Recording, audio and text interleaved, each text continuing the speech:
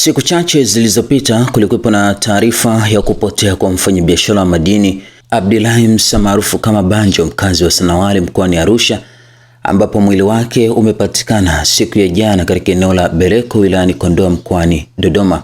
Taarifa za awali zinaeleza kuwa mwili huo ulikutwa ukiwa umeharibika, hali iliyozua maswali mengi kuhusu mazingira ya kifo chake na utata juu ya tukio hilo. Kwa mujibu wa taarifa iliyotolewa na mtoto wa marehemu Msa Abdullahi, familia ilipigiwa simu na kupewa taarifa kuwa kuna mwili umeokotwa pembezoni mwa barabara katika maeneo ya Bereko, Kondoa. Walipofika eneo hilo, walithibitisha kuwa mwili huo ni wa baba yao, huku ukiwa na majeraha ikiwemo kutobolewa macho na kuvunjwa mkono.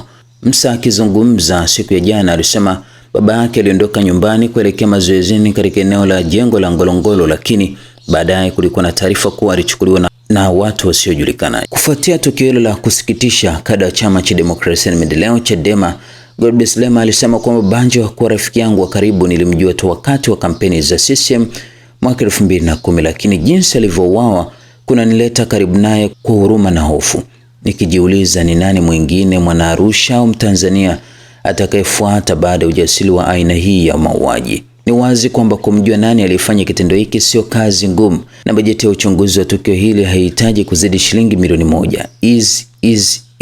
Nilimwona kijana wake akiongea, anaonekana ni kijana mwerevu, jasiri na mwenye utulivu wa akili. Ni matumaini yangu kwamba yeye, familia yake na marafiki zake na wananchi wote watasimama kidete dhidi ya mauaji, dhidi ya maadui wa utekaji na hukumu ya kifo. Na waombea kwa Mungu awapatie nguvu na ujasiri wa kusimama imara, wakilinda heshima na maisha ya kila binadamu.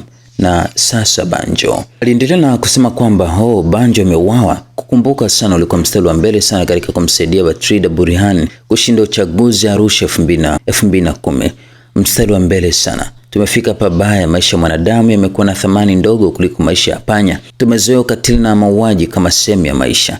Tumehalalisha hofu na ubaya. Hakuna aliye salama katika nchi inayodharau uhai. Leo ni yeye, kesho ni mimi, kesho kutwa ni wewe. Taifa hufa pale watu wake wanapokubali maovu kuwa kawaida. Naogopa sana taifa la visasi.